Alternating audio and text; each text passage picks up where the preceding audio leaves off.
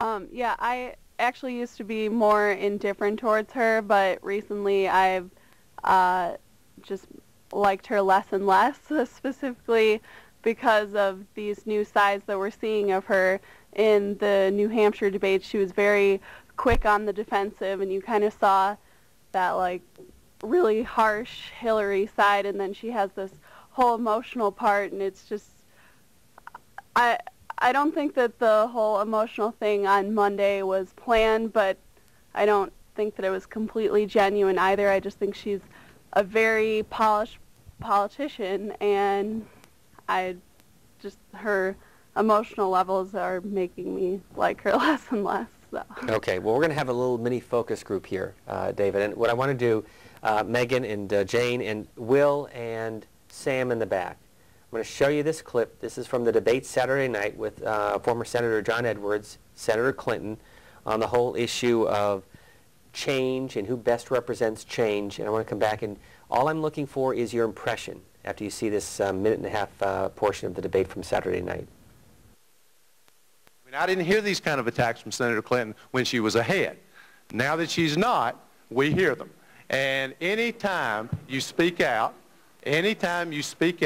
for change, this is what happens. Well, making change, wait a minute now, wait a minute. I'm going to respond to this because obviously making change is not about what you believe. It's not about a speech you make. It is about working hard. There are 7,000 kids in New Hampshire who have health care because I helped to create the Children's Health Insurance Program. There are 2,700 National Guard and Reserve members who have access to health care because on a bipartisan basis, I pushed legislation through over the objection of the Pentagon, over the threat of a veto from President Bush. I want to make change, but I've already made change. I will continue to make change. I'm not just running on a promise of change. I'm running on 35 years of change. I'm running on having taken on the drug companies and the health insurance companies, taking on the oil companies. So, you know, I think it is clear that what we need is somebody who can deliver change. And we don't need to be raising the false hopes of our country about what can be delivered. The best way to know what change I will produce is to look at the changes that I've already made. Can I respond briefly to that? I'll let you respond. Let me, in all fairness to Governor Jefferson. Yeah. Well, I've been in hostage negotiations that are a lot more civil than this. Okay, Sam, I'm going to start with you. Impression, reaction, what do you think? Poor Bill Richardson. He's now out of the race. My impression is that he'll... Yeah, well, but and also, is Fred Thompson out now, too? Separate question? Never mind.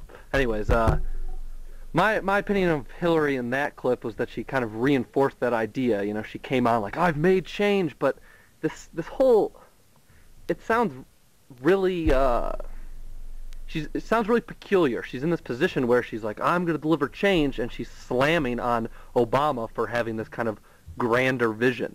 So she seems like her campaign's in an awkward time because she's, you know, the couple from the little town called Hope is all of a sudden arguing against Hope, and it sounds awkward.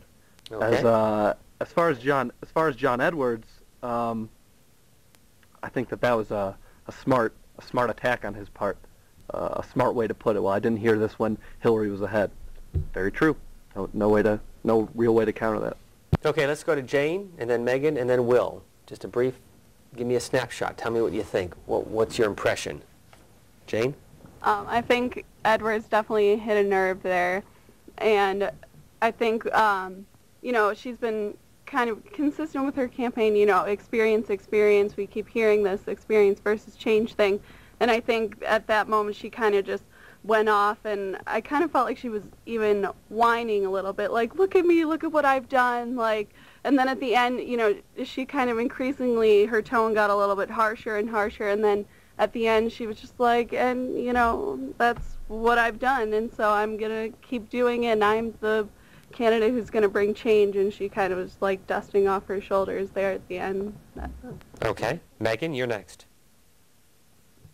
I thought it was a very good response to have to that attack, and I thought that she was believable, and she has presented change, and that's her big strategy, is that she has experience and that she can do something different for everyone. So I don't know. I just thought that that was the best thing for her to say.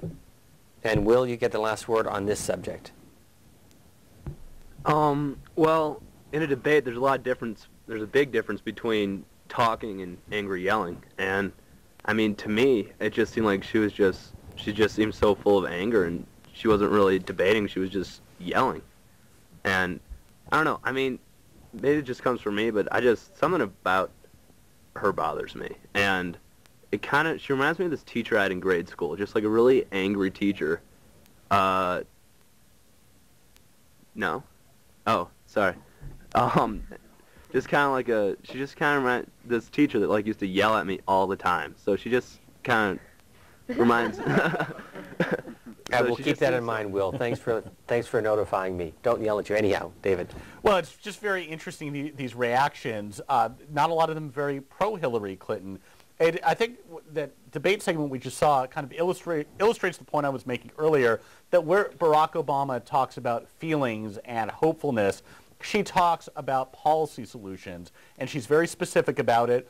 And you can see she's almost getting indignant that other people don't see that in her. She just expects, because she's very earnest and she cares about these problems, that everybody else should just vote for her for that reason. I think that same issue was at work when she teared up the other day, and that seemed to help her. But I think this is going to be a big issue for her opponents as we go on throughout this campaign.